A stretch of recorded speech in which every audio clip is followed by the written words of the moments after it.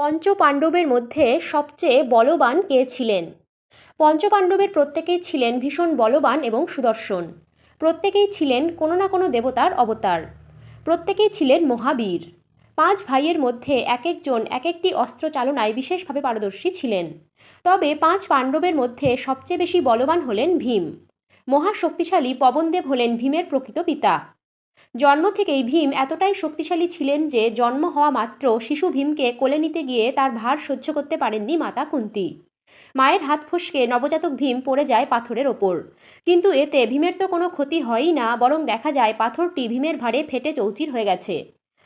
এই দৃশ্য দেখে মাতা কুন্তী ভীষণ অবাক হয়ে গেছিলেন। এরপর ভীম যত বড় হতে থাকে ততই তার শক্তি বাড়তে থাকে। পরবর্তীকালে ভীম হয়ে ওঠেন ভীষণ বলবান এক যোদ্ধা। ভীমের অস্ত্র ছিল গদা। ভোজনপ্রিয় এবং প্রচণ্ড শক্তিশালী ভীম বহু রাক্ষস এবং দানবকে নিজের বাহুবলে পরাজিত করেছিলেন।